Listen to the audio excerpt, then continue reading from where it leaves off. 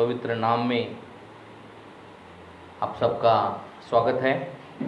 जो लोग मुझे ऑनलाइन ऑफलाइन देख रहे हैं उन सबों को प्रभु आशीष दे। आज के सुबह में परमेश्वर अपने वचन के द्वारा बातचीत कर रहा है, सो हम वचन के लिए प्रार्थना करेंगे। पिता परमेश्वर, आपका वचन जब खुलता है तो प्रकाश होता है। पवित्र आत्मा मार्गदर्शन कर हमें प्रभु आपकी बातें सिखाइए, आपका वचन सिखाइए प्रभु, आपकी इच्छा के अनुसार चलाइए। पवित्र आत्मा कार्य कर।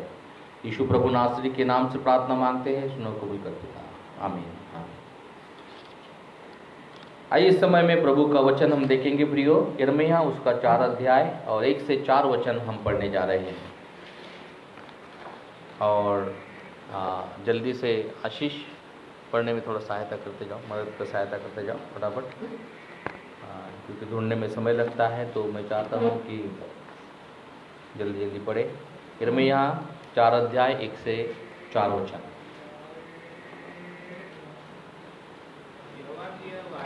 माइक है, पढ़ो। ओके, पढ़िए। यहोवा की वाणी है, हे इस्राएल, यदि तू लौट आए तो मेरे पास लौटा। यदि तू घिनौनी वस्तुओं को मेरे सामने से दूर करे तो तुझे आवारा फिरना न पड़ेगा। और यदि तू सच्चाई और न्याय और धर्म से यहोवा के जीवन की शपथ खाए तो जाति जाति उसके कारण अपने आप को धन्य कहेगी और उसी पर घमंड करेगी। क्योंकि यहूदा और यरूशलेम के लोगों से यहोवा ने यो कहा है, अपनी पड़ती भूमि को जोतो और कटीले झाड़ों में बीज मत बो। हे यहूदा के लोगों और यरूशलेम के निवासियों, यहोवा के लिए अपना खतना करो। हाँ, अपने मन का खतना करो, नहीं तो तुम्हारे बुरे कामों के कारण मेरा क्रोध आग के समान भड़केगा और ऐसा होगा कि कोई उसे बुझा न सकेगा। Thank you. यहाँ हम देखते मेरे प्रियो कि यहूदा और इस्राएल के लोगों के लिए कह रहा है परमेश्वर। यहूदा और इस्राएल, यहूदा एक गोत्र है जिसमें से प्रभु यीशु मसीह आए हैं। वो यहूदा एक गोत्र है। यहूदा का सिंह उसको कहते हैं। यहूदा का सिंह उसको कहा गया है। यहूदा का मतलब होता है स्तुति, प्रेज, स्तुति। तो यहूदा के घराने के जब प्रभु यीशु मसीह पर हम विश्वास करते हैं तो हम उसके बच्चे हैं। तो ये वचन हमारे लिए भी लागू होता है। दूसरा वहाँ पर दिया गया है यरूशलेम के लोग, यहूदा और यरूशलेम के लोग विषय में है ना। तीन वचन हम पढ़ेंगे तो यहूदा और यरूशलेम के लोगों से वो कहता है। यरूशलेम का मतलब होता है कि पिता का घर, शांति का घर। ठीक है, पिता का घर, शांति का घर, पिता का घर। जो कलीसिया जो है ये पिता का घर है। कलीसिया पिता का घर है। कलीसिया, हम जब प्रभु भवन में आते हैं, कलीसिया में आते हैं तो ये पिता का घर है। पिता के घर में आते हैं हम लोग। हम कहीं पर भी जाएंगे हमारे पिता के घर में हम जाते हैं। कहीं पर भी अगर लड़की ब्याह कर चले जाती है अपने पिता के घर में आएंगी। अगर कोई हम कहीं घूमने जाएंगे तो हमारे पिता के घर में वापस आएंगे। जब तक हमारा पिता जीवित रहता है उसको हम सम्मान करते हैं। तो हमारा परमेश्वर युगानुयुग जीवित है। आमीन। इब्रानी 13:8 में लिखा है कि आज, कल और युगानुयुग यीशु मसीह जीवित है। वो हमारे लिए मरकर जिंदा हुआ है और वो जीवित है। तो ये हमारे लिए वचन है, ये हमारे लिए वचन है। इसलिए बहुत ही महत्वपूर्ण यहाँ पर कुछ बातों को बताया है। उनमें से केवल 2 बातें बताऊंगा मैं।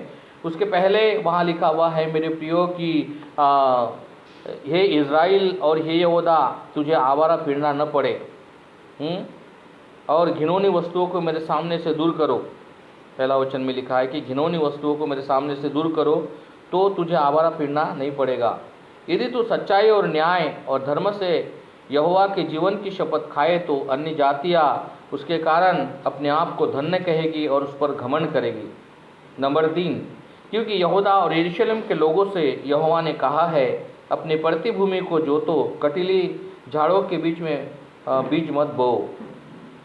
यहूदा के लोगों और यरूशलेम के निवासियों, यहोवा के लिए अपना खतना करो और अपने मन का खतना करो, नहीं तो तुम्हारे बुरे कामों के कारण मेरा क्रोध आग की नाई भड़केगा और ऐसा होगा कि कोई उसे बुझा नहीं सकेगा। परमेश्वर कहता है यहूदा और यरूशलेम के लोगों को, यहूदा और यरूशलेम को अर्थात परमेश्वर के घराने के लोग, हम परमेश्वर के घराने के बन गए हैं, हम परमेश्वर की संतान बन गए हैं, इसलिए ये वचन मेरे और आपके लिए लागू है। और ये वचन पुराने नियम में यशायाह भविष्यद्वक्ता के द्वारा सैकड़ों वर्ष पूर्व कहा गया था, वो नए नियम के विषय में कह रहा था परमेश्वर। नए नियम के विषय में, नए नियम में प्रभु ने अपनी कलीसिया बनाई और कलीसिया में प्रभु उपस्थित रहता है।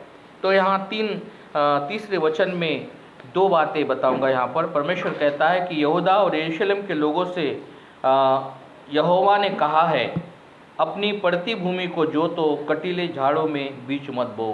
दो बातें। पहली बात, अपनी पड़ती भूमि को जोतो और कटीली झाड़ों में बीज मत बो। पड़ती भूमि और कटीली झाड़, और तीसरी बात बीज लिखा है। हम देखते हैं मेरे प्रियो कि बीज जो है ये परमेश्वर का वचन का प्रतीक है। बीज, वचन को, परमेश्वर के वचन को बीज भी कहा गया है, इसलिए यीशु प्रभु ने कहा कि एक बीज बोने वाला बीज बोने निकला। तो परमेश्वर का वचन कहता है कि अपनी पड़ती भूमि को जोतो। मराठीमध्ये त्याला लिहिलं आहे की आपली पडीत जमीन नांगरा। और फिर वो कहता है कि कटीली झाडी में बीज मत बो, काट्यामध्ये बी पेरू नका।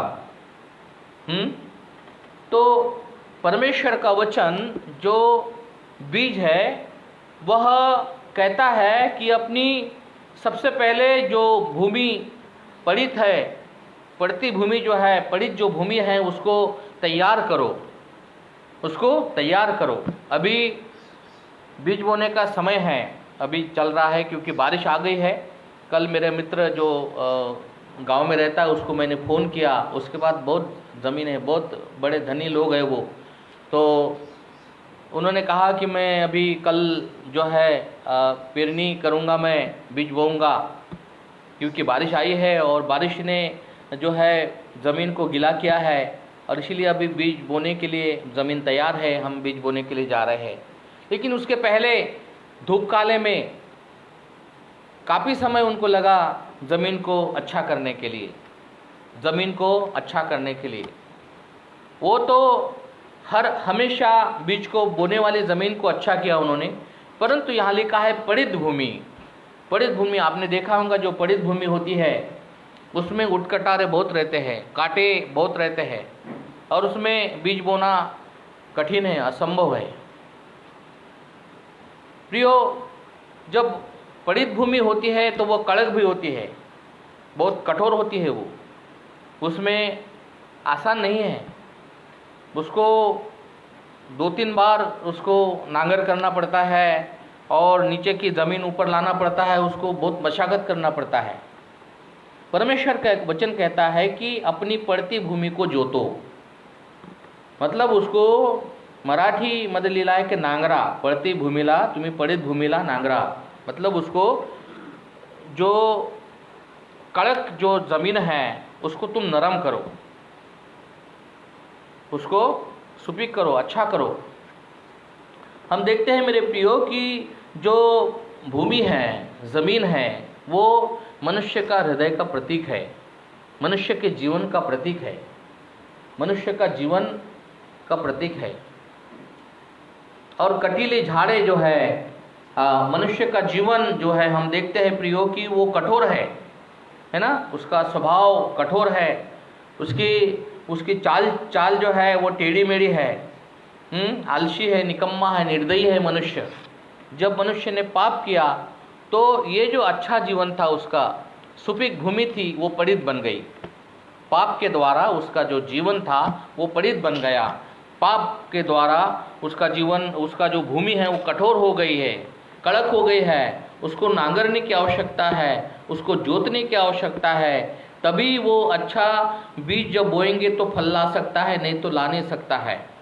काफ़ी मशक्क़त करना पड़ेगा, उसकी झाड़ी झुड़पे तोड़ना पड़ेगा, कांटे उटकारा टराए उसके अंदर में हैं। काफ़ी समय से रहने से जो पेड़ है वो जड़ पकड़ लिया है, उसको अंदर से निकालना पड़ेगा। तो मनुष्य का जीवन पाप के द्वारा वो उस पड़ती भूमि के समान हुआ है। इसलिए प्रभु कहता है कि पड़ती भूमि को पहले साफ करो, उसको नरम करो, उसको जोतो, उसको नांगर करो और उसके बाद उसको समतल करके उसमें बीज को बोना। किसान जब नांगरता है तो केवल नांगर के छोड़ता नहीं, लेकिन उसको बखर से समतल भी करता है, समतल करता है, तभी जाके फिर उसके ऊपर में बारिश आती है, वो मुलायम हो जाती है और उसके बाद जो है वो पेरनी करने के लिए आसान हो जाता है। नहीं तो नांगर कर दिया उसने तो उसी में वो बीज नहीं बोएगा वो, क्योंकि वो जो है उबड़ खाबड़ रहता है। हमारा जीवन, प्रभु कहता है कि हमारा जीवन साफ सुथरा हमको करने की आवश्यकता है। हमारा हृदय जो कठोर है, पाप के कारण कठोर हो गया है, उसको नरम करने की आवश्यकता है। प्रियो, परमेश्वर का वचन कहता है कि मनुष्य का जो मन है वो कठोर हो गया है। मनुष्य का मन कठोर हो गया है, उसमें अगर बीज बोएंगे तो फल नहीं ला सकता है, वो बीज वेस्टेज जाएगा, वो बीज वेस्टेज जाएगा, क्योंकि उसमें उटकटारे भी है, उटकटारे है, झाड़ी झुड़पे है, तो उसको पहले काटना पड़ेगा, अंदर से पूरा निकालना पड़ेगा। तो बहुत सारी जो कटीली झाड़ियाँ जो है, उटकटारे जो है, हमारे बुरे विचारों को दर्शाते हैं, बुरी बुरी कल्पनाओं को दर्शाता है, बुरे बुरे विचार और बुरी बुरी कल्पनाओं को दर्शाता है। परमेश्वर ने जब मनुष्य को बनाया बहुत ही अच्छा और आशीषित बनाया था प्रियो, परंतु पाप के द्वारा उसका जीवन वो कटीली झाड़ी के समान हुआ, उसका जीवन पड़ित भूमि के समान हुआ है। इसलिए उसको जोतना बहुत ज़रूरी है मेरे प्रियो। उसका मन कठोर हो गया है। आज हम देखते हैं कि बहुत खतरनाक डेंजर स्थिति में मनुष्य है प्रियो। उसका परिणाम यह है कि नुकसान मनुष्य का हो रहा है और उसको समझ में नहीं आ रहा है, और वो सोच रहा है कि पूजा पाठ करेंगे, हवन करेंगे, भारी पूजा करेंगे तो ऐसा होगा, लेकिन वैसा होता नहीं है। वो नियम कुछ और ही है। उसको पहले भूमि को जो है उसको साफ करना है, अच्छा मुलायम करना है।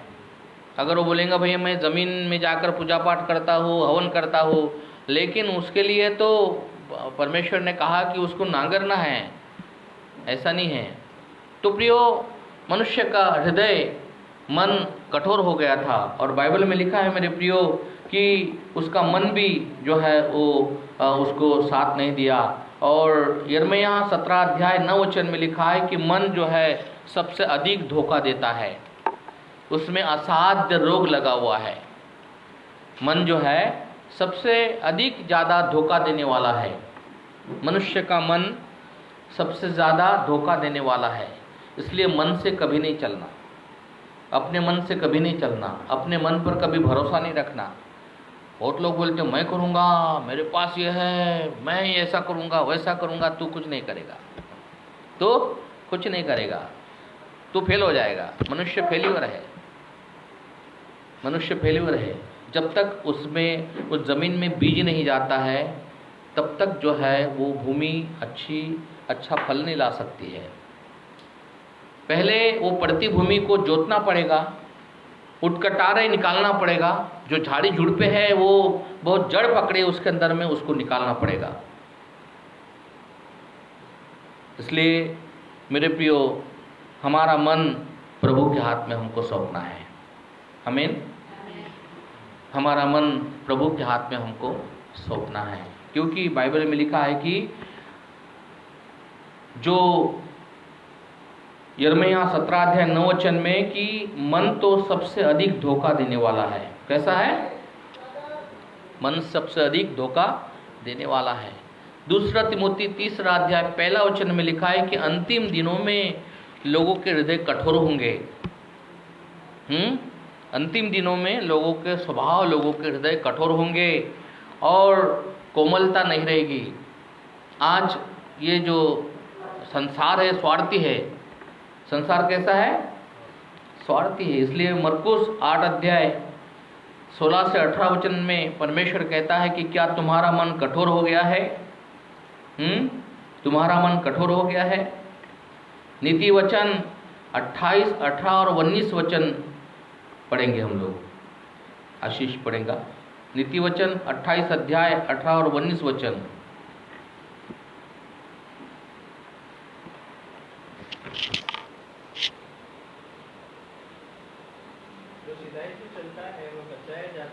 जो सीधाई से चलता है वो बचाया जाता है,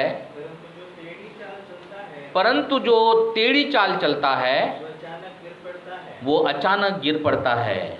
ठीक है, जो विश्वासी लोग हैं उन्होंने सीधी चाल चलना चाहिए, टेढ़ी चाल नहीं चलना चाहिए।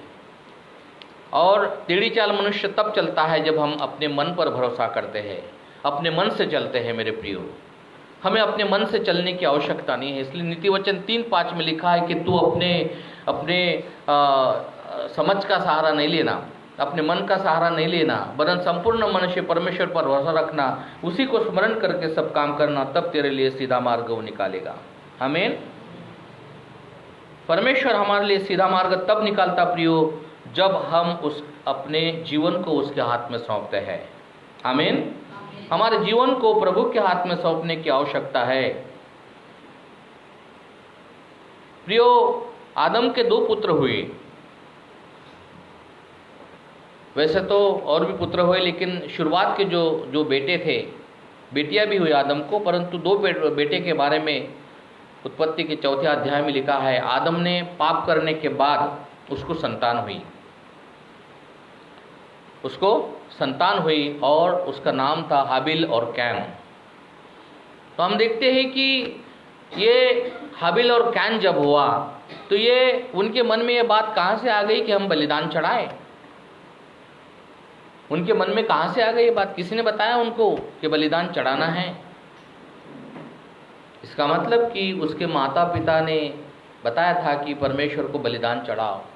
और इसका माता पिता को कहाँ से ये ज्ञान मिला?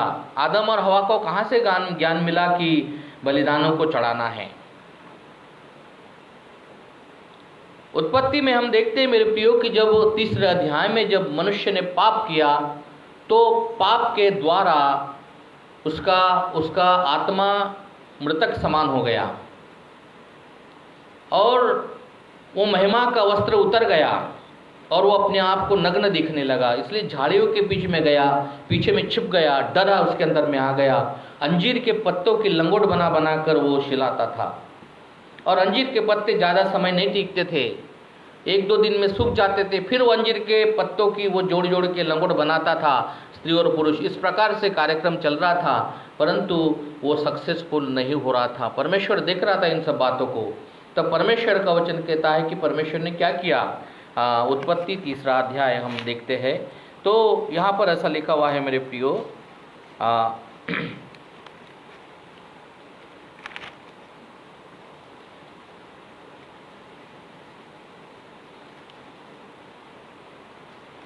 उत्पत्ति उसका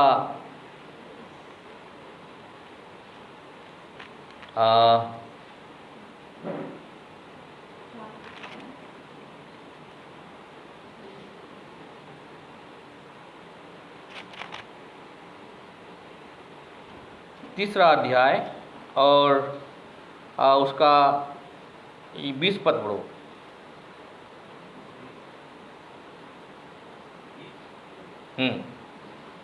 20 और 21। आदम ने अपनी पत्नी का नाम हव्वा रखा, क्योंकि जितने मनुष्य जीवित हैं उन सबकी आदि माता वही हुई।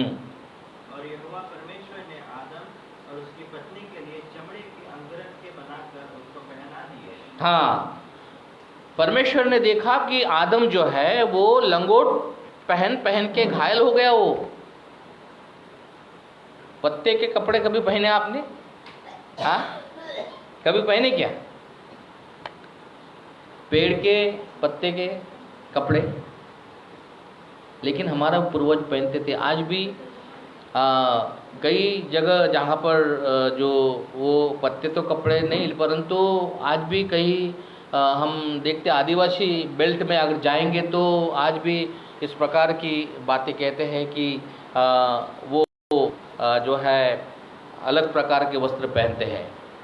तो यहाँ सबसे पहले हम देखते मेरे प्रियो कि परमेश्वर ने देखा कि वो फेलियर हो रहा है, क्योंकि अपने हाथ से वो सिला रहा है और वो कपड़े पहन रहा है, 2-3 दिन में वो सूख जाता है और फिर सूखने के बाद उसको खुजली भी होती है और फिर वो भेड़ बकरी भी खाते होंगे उसको, तो आप सोचिए इस वक्त कितना उसकी फजीती होती होंगी, है ना, कितनी फजीती होती होंगी। तो आदम परेशान हो गया। हर 1-2 दिन में उसको कपड़े बदलना पड़ता था और अंजीर के पत्ते की लंगोट बना बना कर वो अपनी पत्नी को और अपने को इस प्रकार से, तब परमेश्वर ने देखा कि ये तो बहुत परेशान हो रहा है, ये तो बहुत परेशान हो रहा है। इसलिए परमेश्वर ने क्या किया, 21 वचन, तब यहोवा परमेश्वर ने आदम को और उसकी पत्नी के लिए चमड़े के अंगरखे बनाए। काय के? चमड़े के। तो चमड़ा कहाँ से आएगा? मेमने को, भेड़ को मारना पड़ेगा ना, तभी तो वहाँ से चमड़ा निकलेगा कि नहीं, है कि नहीं? भेड़ बकरी मेमना जो होता है उसको मारना पड़ेगा, तभी उसका जो चमड़ा निकाल सकते हैं। तो परमेश्वर ने वहाँ पर जब उसने पाप किया तो सबसे पहला बलिदान वहाँ हम देखते हैं कि जानवर का बलिदान परमेश्वर ने दिया उसके पापों के लिए। उसको काटा और उसका चमड़ा निकालकर दोनों के लिए वस्त्र बनाए। तो शायद 2 भी बकरे काट सकता हो, 2 भी भेड़ काट सकता है, पता नहीं, यहाँ तो ऐसा लिखा नहीं है, लेकिन उसके लिखा है कि अंगरखे जो कपड़े हैं उसको पहना दिए हैं। और ये बात आदम के अंदर में घुस गई कि भाई परमेश्वर ने ऐसा किया। फिर वहाँ हम देखते मेरे प्रियो कि आदम भी इस प्रकार से करता होगा जब बाहर निकला। ये बाहर निकलने के बाद की बात है। और उसके बाद जब उसको 2 बेटे हुए, हाबिल और कैन, तो उन्होंने भी बलिदानों को चढ़ाया। एक ने जो है भेड़ बकरी को जो है बलिदान चढ़ाया और एक ने खेती किसानी जो करने वाला था कैन, उसने अपने जो फसल थी उसका भेंट को चढ़ाया। लेकिन परमेश्वर का वचन कहता है कि परमेश्वर ने हाबिल और उसके भेंट को ग्रहण किया, कैन और उसके भेंट को ग्रहण नहीं किया। इसलिए कैन बहुत क्रोधित हुआ। क्रोधित होने के बाद में जो है वहाँ पर परमेश्वर को भी क्रोध हुआ और मनुष्य पर भी क्रोध हुआ और क्रोध से जो है वहाँ पर अपने भाई की हत्या कर दी। तो ये कठोर हृदय वहीं से आया। कठोर हृदय, पहला जो हत्या है वो हम देखते हैं कि उत्पत्ति 4 अध्याय में हम देखते हैं मेरे प्रियो, मनुष्य का मन कठोर है। इसलिए परमेश्वर का वचन कहता है एहेजकेल 36:26 में कि मैं तुमको कोमल हृदय दूंगा, तुम्हारे अंदर से कठोर हृदय निकाल दूंगा मैं। जब पवित्र आत्मा तुम पर आएगा तुम सामर्थ पाओगे, पवित्र आत्मा तुम्हारे जो कठोर हृदय को निकाल देगा। आमीन। जब पवित्र आत्मा हमारे जीवन में आता है मेरे प्रियो तो कठोर हृदय को निकाल देता है। तो हमें पवित्र आत्मा का अभिषेक पाना है। सबसे पहले पानी का बपतिस्मा बहुत ज़रूरी है। पानी के बपतिस्मे के बाद में पवित्र आत्मा का बपतिस्मा होना है। पवित्र आत्मा का बपतिस्मा हो, केवल पानी का बपतिस्मा काफ़ी नहीं, लेकिन पवित्र आत्मा का भी बपतिस्मा होना चाहिए हर एक व्यक्ति का। अगर जिसका नहीं हुआ तो प्रार्थना करें, प्रभु मुझे पवित्र आत्मा से भर दीजिए, पवित्र आत्मा का बपतिस्मा चाहिए मुझे, पवित्र आत्मा से मुझे भर दीजिए। तो बाइबल में लिखा है मांगो तो तुम्हें दिया जाएगा। जब हम पवित्र आत्मा के अभिषेक के लिए प्रार्थना करते, प्रभु पवित्र आत्मा से हमको भरता है और पवित्र आत्मा हमारे साथ रहता है, हमारे अंदर आता है, हमारे बाहर रहता है, हमारे साथ चलता है। वो हमारी अगुवाई करता है, प्रार्थना करना सिखाता है, हमें वचन पढ़ना सिखाता है। पवित्र आत्मा को हमारे अपने साथ में रखने की आवश्यकता है। आमीन। तो प्रियो, पवित्र आत्मा के फल आ जाते हैं हमारे जीवन में। जब पवित्र आत्मा हमारे भीतर आते हैं तो पवित्र आत्मा के फल भी हमारे भीतर में आते हैं। लेकिन उसके पहले एक उदाहरण बताऊंगा मैं प्रियो, कि बाइबल में लिखा है प्रियो कि एक दिन क्या हुआ। लूका का 10वां अध्याय 30 से 35 वचन, आशीष लूका का 10 अध्याय 30 से 35 वचन हम पढ़ने जा रहे हैं। आशीष पढ़ेगा।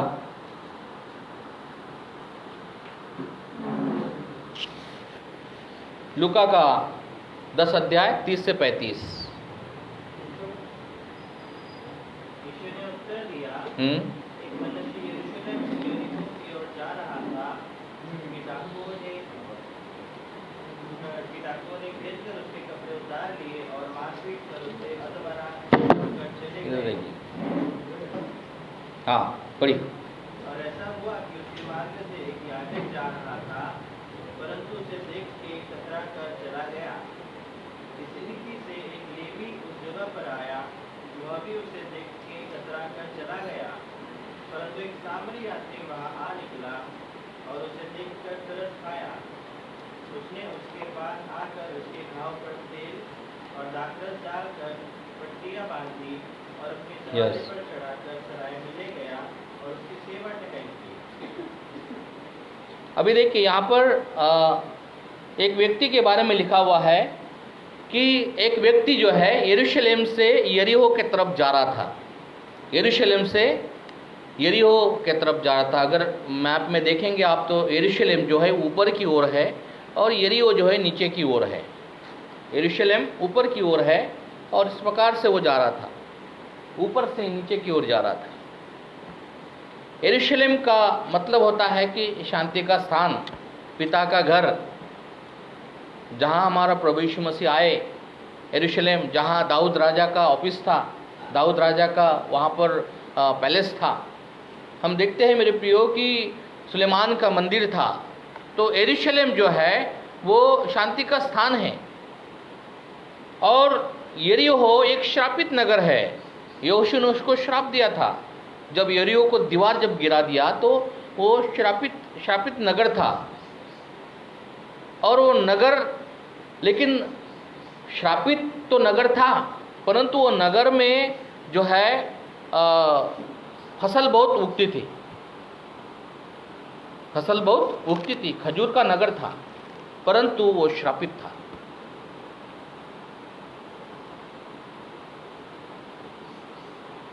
जो प्रभु पर विश्वास नहीं करते हैं वो बहुत धनी रहते हैं।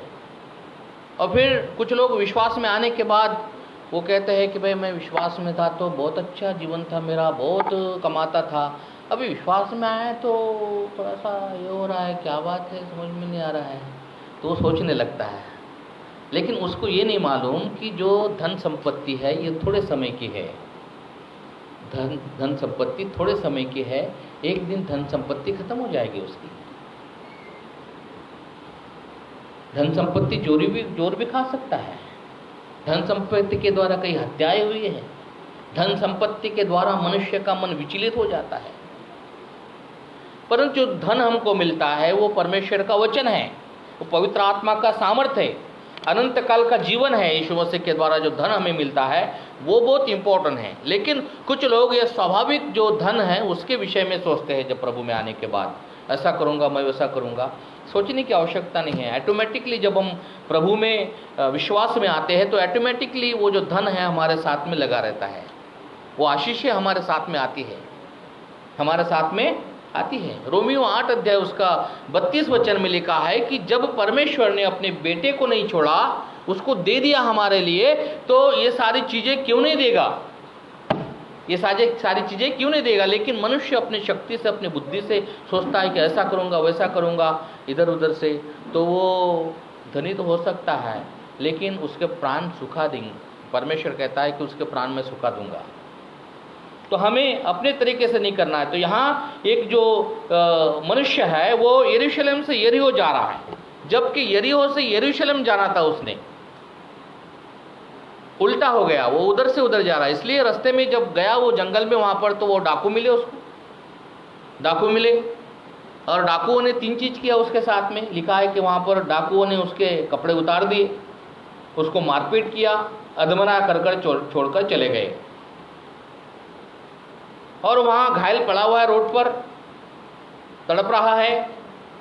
वहाँ से याजक जाता है, वो भी कतरा कर चला जाता है। वहाँ लेवी जाता है, वहाँ भी कतरा कर चले जाता है, क्योंकि उनको भी धोखा महसूस हुआ था, क्योंकि डाकू वहीं पर थे, डाकू वहीं पर थे, इसलिए वो कतरा कर चले गए। दोनों पे कतरा कर चले गए। कई बार हम मनुष्य पर भरोसा करते, विश्वास करते, ये साथ देगा, वो साथ देगा, वो साथ, मनुष्य आपको साथ नहीं देगा। मनुष्य पर भरोसा करने की आवश्यकता नहीं है। जीवित परमेश्वर पर अपनी आंखें लगाइए। जीवित डॉक्टर आपको चंगा नहीं कर सकता। जब बीमार होते ना तो हम डॉक्टर को बोलते हैं, डॉक्टर साहब इसको चंगा करो। डॉक्टर बोलता मेरा हाथ में नहीं है। डॉक्टर दवाई औषध किसी को चंगा नहीं कर सकती है। ध्यान रखना इस बात को, चंगा करने वाला परमेश्वर है। चाहे विश्वास करे या न करो कोई भी व्यक्ति, लेकिन चंगाई परमेश्वर की ओर से आती है। दवाई औषध कोई भी किसी को चंगाई नहीं दे सकता है। Praise the Lord. परमेश्वर चंगा करने वाला है। इसलिए यहाँ पर हम देखते हैं कि दोनों मनुष्य कतरा कर चले गए। दोनों मनुष्य कतरा कर चले गए। उसने सोचा होगा कि भाई मुझे ये बचाएंगे, लेकिन बचा नहीं पाए वो। तब बाइबल में लिखा है कि वो एक सामरी यात्री आता है। सामरी यात्री आता है। ये दोनों यरूशलेम इज़राइल के थे, यहूदी लोग थे ये लोग जो कतरा कर चले गए। परंतु जो सामरी यात्री अन्य जाति का था, वो वहाँ पर आया और वो एक स्थान से कहीं दूसरे स्थान जा रहा था व्यापार के लिए। देखा उसने वो अधमरा पड़ा हुआ है। उसने उसको उठाया, उसके घाव पर पट्टियाँ बांधी और उसको अपने वाहन पर बिठा के सराय में लेके गया। और वहाँ भटियारे को कहा कि भाई इसकी सेवा टहल करना, मैं जाकर आता हूँ, और कुछ पैसे लगेंगे, धन लगेगा, इसके खर्चा हो जाता मैं भर दूंगा। प्रियो, बाइबल में लिखा है कि तो जो सामरी यात्री ने जो है उसके ऊपर तरस खाया। क्या किया उसने? सामरी यात्री ने तरस खाया। तरस एक ही व्यक्ति खा सकता है, वो है प्रभु यीशु मसीह। आमीन। और प्रभु यीशु मसीह पर जो विश्वास करते उसके बच्चे, वो भी तरस से भरना चाहिए, क्योंकि वो हमारा पिता है। जब पिता के अंदर वो स्वभाव है तो बच्चों के अंदर वो स्वभाव आना चाहिए। वो स्वभाव, और वो स्वभाव ऐसा नहीं आता है, अपने ताकत से, अपने बल से नहीं आता है। बहुत लोग बोलते मैं ऐसा करूँगा, वैसा करूँगा, वैसा करूँगा, वो नहीं हो सकता। जब तक वो प्रेम, वो तरस भीतर से नहीं आता, वो प्रेम और तरस जो है वो भीतर से आना चाहिए, अंदर से आना चाहिए। आमीन। अभी इस पीरियड में बहुत सारे लोग मदद कर रहे हैं लोगों को, परंतु जो तरस और जो प्रेम है वो भीतर से आता है। रोमियो 5:5 में लिखा है कि पवित्र आत्मा के द्वारा वो प्रेम तुम्हारे भीतर डाला गया। संसार का प्रेम नहीं है, वो दिखावटी प्रेम नहीं है, लेकिन पवित्र आत्मा के द्वारा वो प्रेम तुम्हारे भीतर अंदर डाला गया है। उसके द्वारा तुम जो है मनुष्य से प्रेम कर सकते हैं। तुम्हारा जो कठोर हृदय है वो निकल सकता है। इसलिए मेरे प्रिय लोगों, यहाँ पर हम देखते हैं कि वो जो पापी व्यक्ति है वो मनुष्य का जीवन है। पापी व्यक्ति जो है मनुष्य का जीवन है। जबकि वो वहाँ से यरूशलेम से इधर जा रहा है, नीचे उतर रहा है, तो नीचे में तो जंगल है, दरिया खाली है, वहाँ डाकू रहते हैं, चोर और डाकू घूमते रहते हैं निर्जन स्थान में। आदम ने वैसा ही किया, सुपीक भूमि छोड़कर वो उटकटारा में चला गया। अच्छी भूमि थी जहाँ पर वो रहता था, परमेश्वर पिता का घर था। अपने मर्जी से करने के कारण, दूसरे के कहने में आने के कारण वो वहाँ पर फेल हो गया और पिता ने उसको निकाल दिया। जैसे वो उड़ाऊ पुत्र अपना सब कुछ लेकर चला गया, पिता ने कहा, उसको मनाया कि भाई ऐसा मत कर, तू जो कुछ है तेरा है, लेकिन वो माना नहीं है, क्योंकि उसकी संगति कैसी थी? बुरे लोगों के साथ थी। उसकी संगति कैसे? बुरे लोगों के साथ थी ना, तभी तो उसके अंदर वो बुरा स्वभाव आया। शायद ज्ञान की भी इसी प्रकार से हो सकता है। आपकी संगति कौन सी है? आप कौन से व्यक्ति के पास संगति कर रहे हैं, ये इंपॉर्टेंट है। आप अगर बुरे लोगों के साथ संगति करेंगे, मित्रता करेंगे, उनके साथ उठेंगे बैठेंगे, वो स्वभाव आपके भीतर जाएगा। अच्छे लोगों के साथ रहेंगे तो अच्छी बातें आपके जीवन में आएगी। सबसे बेस्ट संगति है परमेश्वर पिता की। आमीन। सबसे अच्छा संगति परमेश्वर के वचन की संगति है। और बाइबल में लिखा है कि जो प्रभु की संगति में रहता है वो उसके साथ एक आत्मा हो जाता है। जो प्रभु की संगति में रहता है वो उसके साथ एक आत्मा हो जाता है। तो हमें हमारी जो संगति है वो परमेश्वर पिता के साथ होना चाहिए। किसके साथ होना चाहिए? हाँ, परमेश्वर के वचन की संगति होना चाहिए। परमेश्वर के लोगों के साथ हमारी संगति होना चाहिए। आमीन। क्योंकि यदि हम इधर उधर की संगति करेंगे तो हम फेल्योर हो सकते हैं। 1 कुरिन्थियों 6:17 में लिखा है कि प्रभु की संगति में हम एक आत्मा हो जाते हैं। प्रभु की संगति में 1 कुरिन्थियों 6:17 प्रभु की संगति में हम प्रभु के साथ एक आत्मा हो जाते हैं, एक आत्मा हो जाते हैं। और 1 कुरिन्थियों उसका 15:33 पढ़ी, आशीष पढ़ेगा। 1 कुरिन्थियों 15:33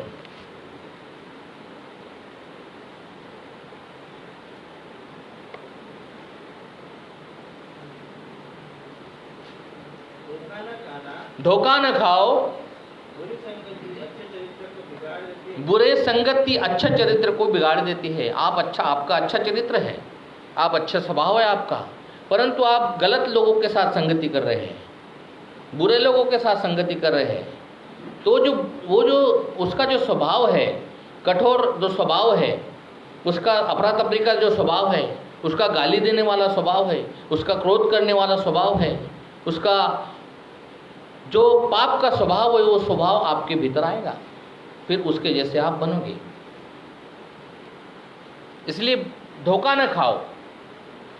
पौलुस यहाँ लिखता है कि धोखा न खाओ। इसका मतलब धोखा मिल सकता है।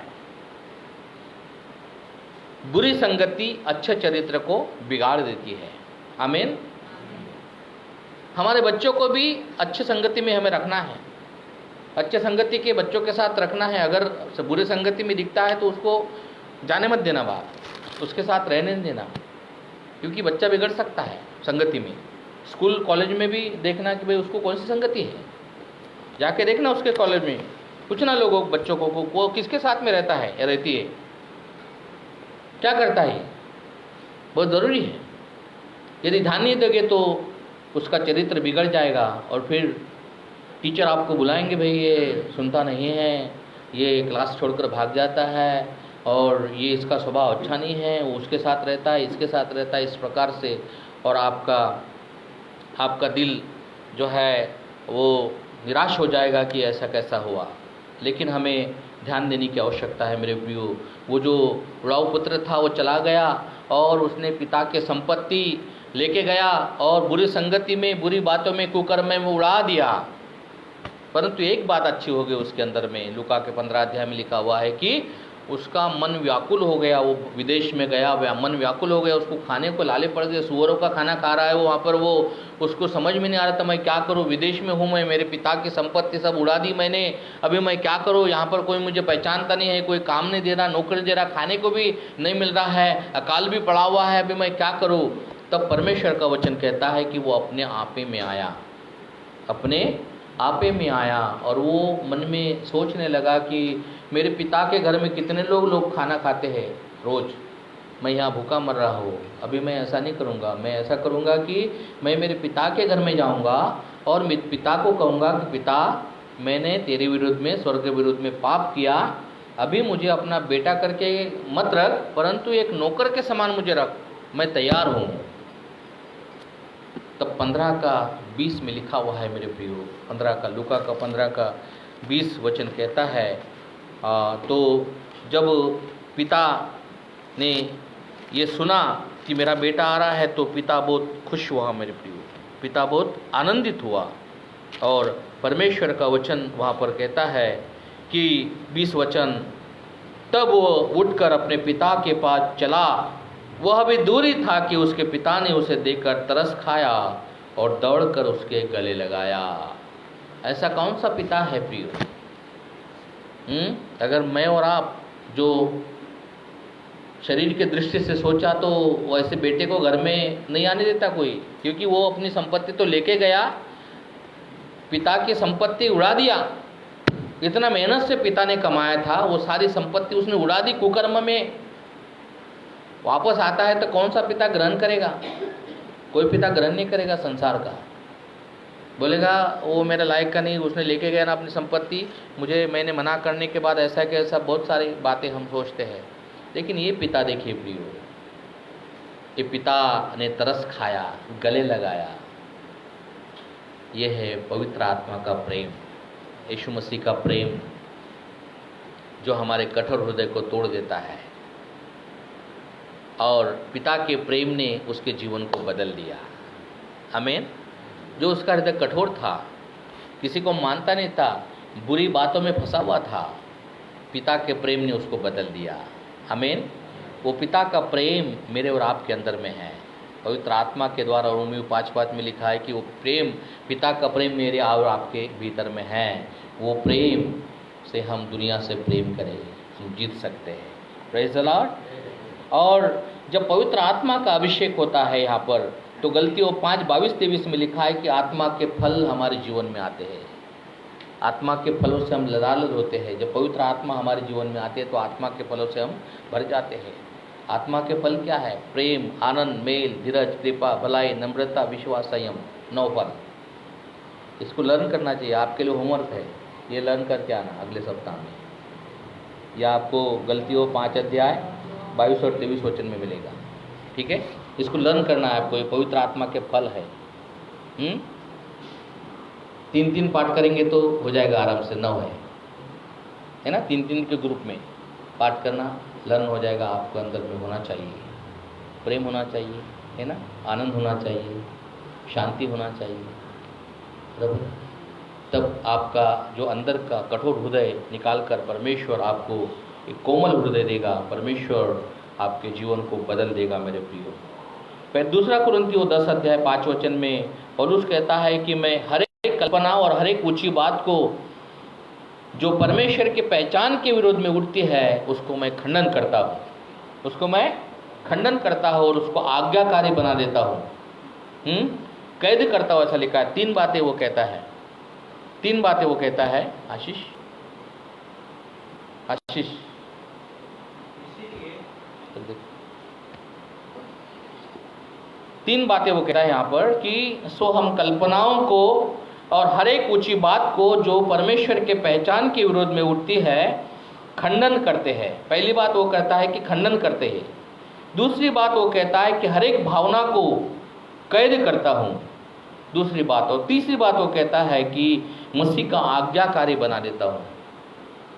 अगर हमारे विचार परमेश्वर के पहचान के विरोध में चले जाते हैं, हमारे विचार बुराई की तरफ जाते हैं, हमारा मन बुराई की तरफ जाता है, तो झट प्रार्थना करना है, झट पवित्र आत्मा का सहायता लेना है। ठीक है, नहीं तो आपका जीवन बुराई की तरफ बढ़ेगा। जब बुराई की तरफ एक बार बढ़ गया तो वापस आने में बहुत कठिन होता है। पछताने का कुछ कई लोग चले गए हैं। तो हमें संसार के बातों की तरफ देखना नहीं है, संसार की दृष्टि से सोचना नहीं है, संसार की दृष्टि से देखना नहीं है। ये भी नहीं कहना है कि उसने ऊंची बिल्डिंग बना तो मैं उससे भी बनाऊंगा, यह आपका काम नहीं है। परमेश्वर की आशीष जब तक आती नहीं ना, कुछ नहीं होगा। वो बनाएगा तो सही बिल्डिंग, लेकिन प्राण को सुखा देगा, वो प्राण को सुखा देगा। वो कुछ लोग बहुत धनी रहते हैं लेकिन धोखा भी उतना ही रहता है उसको। बराबर।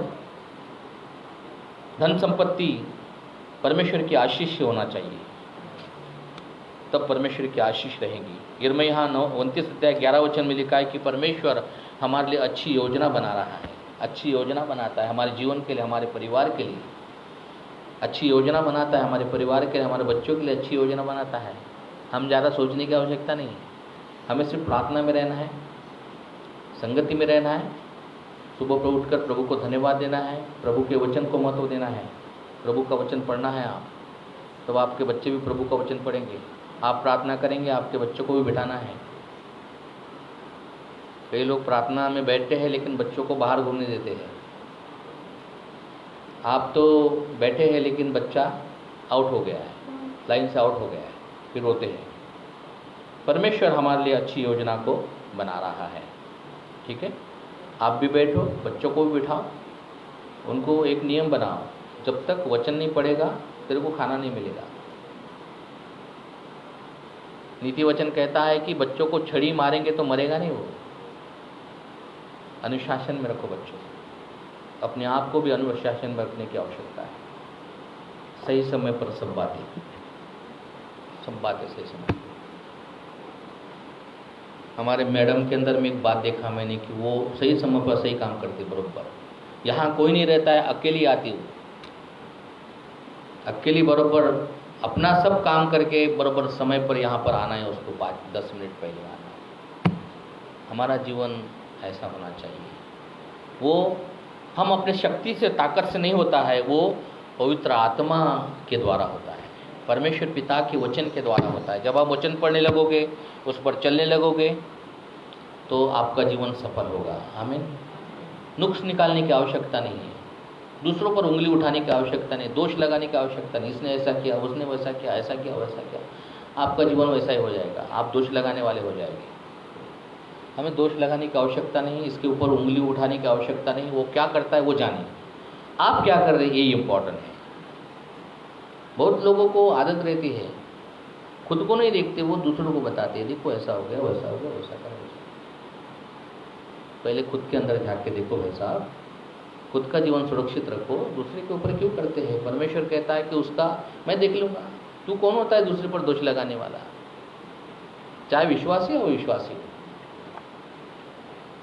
पास्टर पर दोष लगाते कुछ लोग, ऐसा किया, वैसा किया, वैसा किया। तू कौन होता है मेरे दास पर दोष लगाने वाला, उसका उठना गिरना मेरे से संबंध है। बहुत लोग, अरे मालूम है क्या, उसने ऐसा किया, वैसा किया, वैसा किया। अरे भाई तू कैसा कर रहा है ये देख, क्योंकि कोई भी व्यक्ति परफेक्ट नहीं है, कोई भी व्यक्ति परफेक्ट नहीं है सिवाय प्रभु के। परमेश्वर वो व्यक्ति गिरेगा ना, अगर गिर गया तो प्रभु उसको उठाएगा प्रभु, लेकिन तुझको माफ नहीं करेगा परमेश्वर, क्योंकि तूने उस पर दोष लगाया, अपनी कमी को नहीं देखा।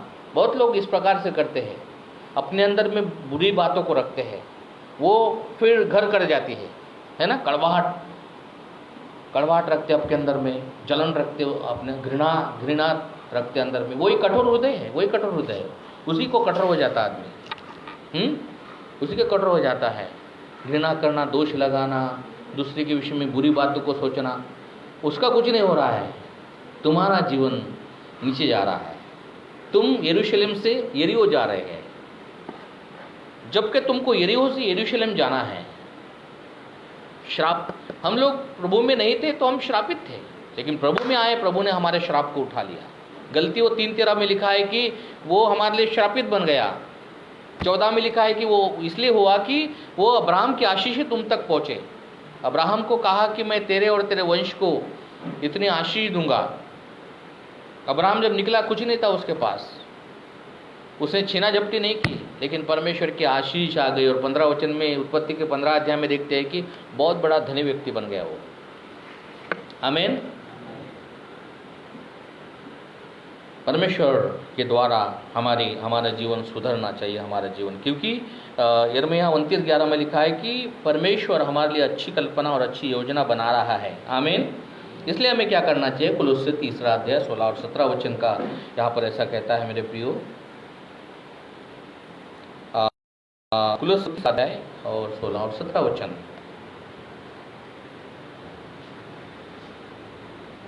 आप लिख लीजिए। पहला पत्रस 5:8, यिर्मयाह 4:7-8, यिर्मयाह 4:7-8, पहला पत्रस 5:8।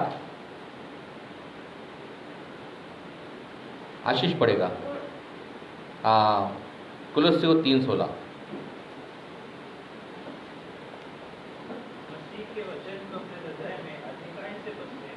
मसीह के वचन को, प्रभु के वचन को अपने हृदय में अधिकाई से बसने दो, और सिद्ध ज्ञान सहित एक दूसरे को सिखाओ और चिताओ,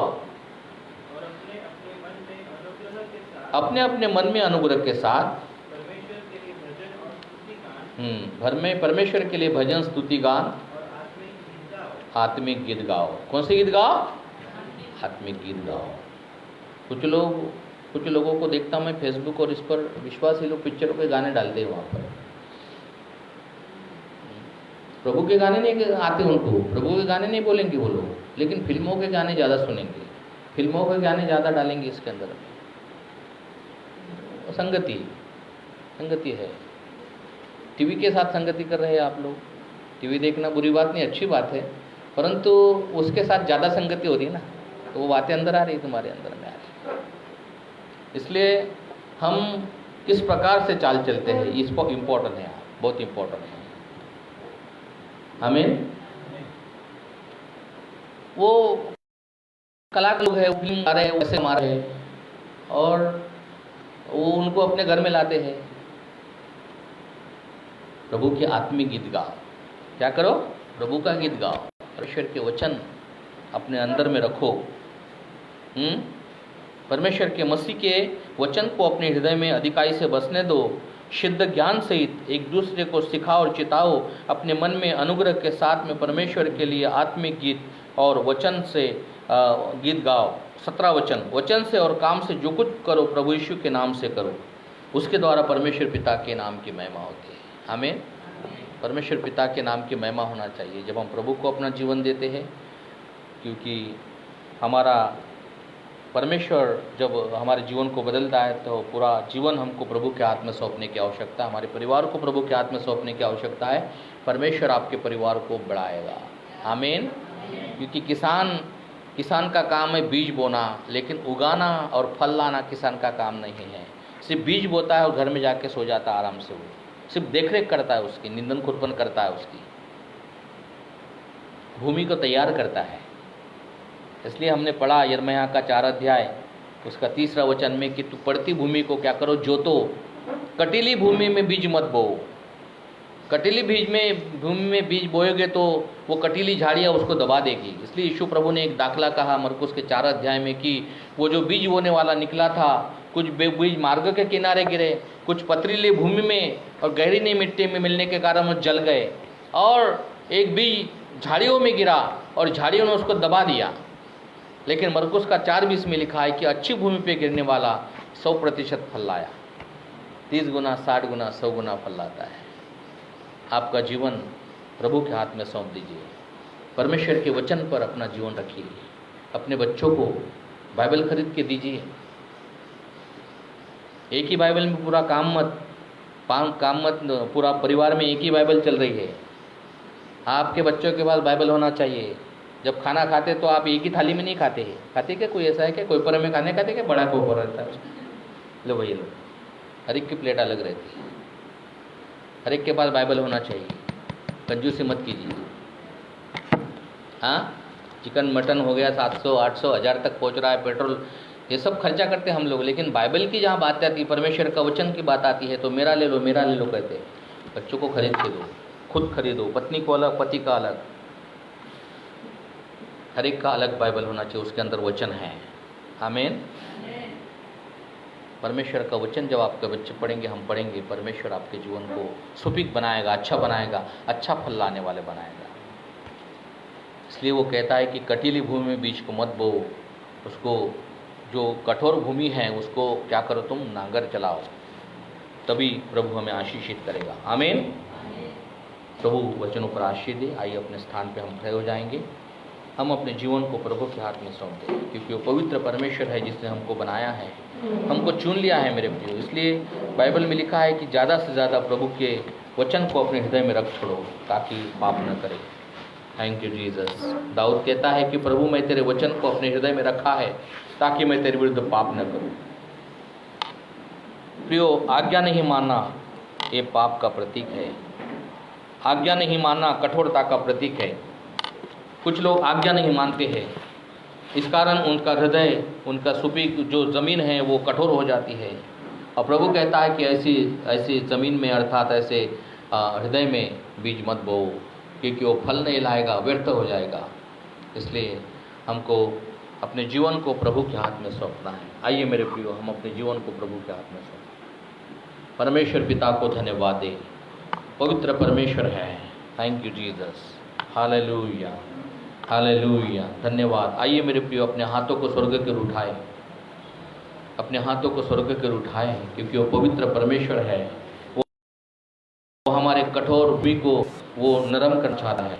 कठोर भूमि को वो जो है सुपीक बनाना चाहता है।